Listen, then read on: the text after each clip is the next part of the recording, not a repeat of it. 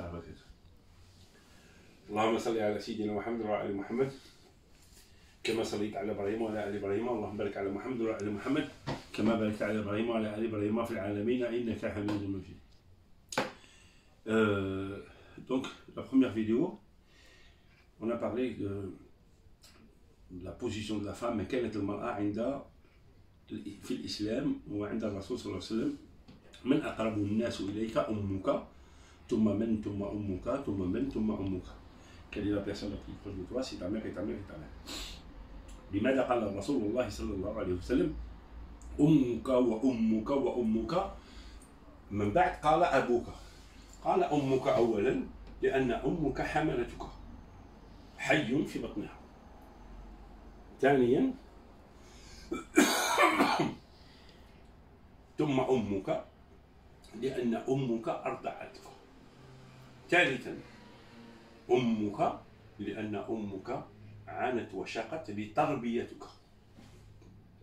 ومن أقرب الناس إليك أبوك. هذا لا ينقص في مكانة الأب.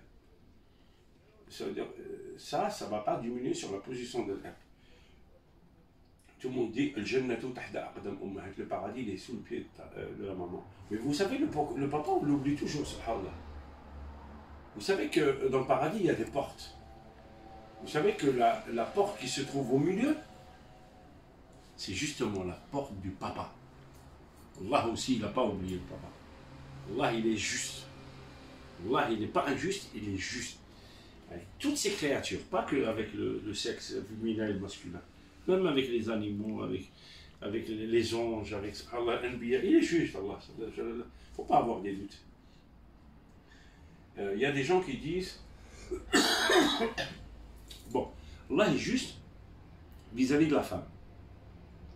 Et qui est, avant l'islam, avant le Coran, et avant qu'Allah nous envoie Muhammad sallallahu alayhi wa sallam, qui est le grand professeur de l'humanité, وهو أكبر أستاذ في العلوم النفسية والاقتصادية والسياسية والتربية الإسلامية والأخلاقية والعلاقات الدنيوية والعلاقات السماوية، وهو أستاذ الكبير في كل زمان، وهو المصطفى المختار الرسول الله صلى الله عليه وسلم، qui est le plus grand professeur de l'humanité.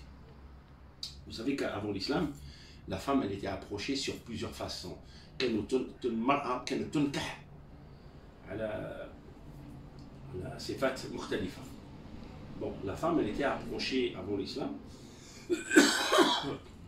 Pendant les guerres, on prenait des esclaves et parmi eux il y avait des femmes et qu'elles pouvaient tomber enceintes par rapport à son nouveau propriétaire. Elle était esclave et porteur de maman, de bébé, et elle faisait le ménage, elle était considérée comme esclave et qu'elle avait droit à rien. Il y avait une autre approche, nikah, je vais citer que les plus grands, les sujets, que les sujets les plus importants dans le nikah al-nisa. La deuxième partie, c'est Rajul, l'homme, il donnait sa femme à un autre homme parce qu'il avait des signes de courage et tout. Avec son accord, il acceptait qu'un autre homme il approchait parce qu'il pensait, comme aujourd'hui en 2020, que le père donateur, il peut avoir des signes tels que le courage et tout. Donc la maman, elle peut porter ce garçon et elle revient après à son mari. La femme, elle était humiliée. Même avant ça, la femme, elle était enterrée vivante. Des familles pauvres.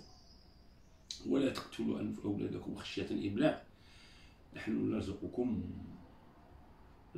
وإياهم. Allah il dit, Allah il dit, c'est pas la peine d'enterrer vos filles vivantes de peur إملاق ولا تقتلوا أولادكم خشية إملاق. Ne tuez pas vos enfants de peur de pauvreté. Moi, Allah, je m'occupe de ce que vous avez peur, c'est la richesse. Je m'occupe de vous enrichir, vous et vos enfants. C'est pas la peine de le tuer. Donc l'islam, il a interdit qu'on enterre les filles de peur de pauvreté. Subhanallah. Donc Allah, il a refusé ça. Après, il y avait une autre approche d'échangiste, comme aujourd'hui ça existe. Deux couples, ils se donnent leur femme et ils la consomment, ou ils l'approchent. Après un mois, elle revient chez le mari et le mari ne doit pas l'approcher parce qu'il attend si elle tombe enceinte. Et si elle tombe enceinte, l'enfant il appartient à un deuxième papa. Et ça, c'était avant l'islam. Subhanallah. C'est ce qu'on appelle aujourd'hui, dans notre siècle, l'échangiste. Après, il y a les maisons closes, l'atiyat. C'est des maisons où il y avait 20 femmes, où elle était la maison fréquentée par 10 ou 15 hommes. Et s'il y a une des femmes qui tombe enceinte, la femme, elle choisit le père ou le ressemblance de l'enfant et il n'a pas le droit de refuser. C'est ce qu'on appelle les maisons closes aujourd'hui. Subhanallah. Mais les gens qui fréquentaient ces maisons, ils étaient des hommes qui fréquentaient ces maisons. Le chiffre, il était limité. Après, il y a eu un autre mariage, le zawaj des rois et des gens nobles qui partaient dans une autre famille, qui demandaient la femme et qui donnaient la dot. Et cette femme-là, elle avait le même statut qu'eux, ça veut dire respectée, honorée, gâtée, respectée comme femme et maman et tout. L'islam, qu'est-ce qu'il a fait? Pour honorer cette femme et pour la protéger de multiples attouchements. Parce que quand la femme elle est attouchée par plusieurs hommes, elle est vulnérable aux maladies. Là, il a interdit tous ses mariages, il a gardé un seul mariage. Et c'est le mariage des rois. Subhanallah. Aujourd'hui, l'islam, il a refusé tous les mariages. Il a refusé qu'on enterre la fille, il a refusé l'échangiste, il a refusé les maisons closes. Tout ça, et qui nous a choisi un seul mariage, le mariage des rois, où tu donnes al-mahr, la dot, et tu prends ta femme chez toi. Allahu Akbar. Et tout ça, c'est pour donner la valeur à cette femme qui va donner des enfants et qui va donner des populations et qui va donner Ummat Muhammad. Une femme peut donner 14, 20 enfants, 10 femmes, on vient combien, et on sera plus tard la population la plus nombreuse au-delà chez Allah.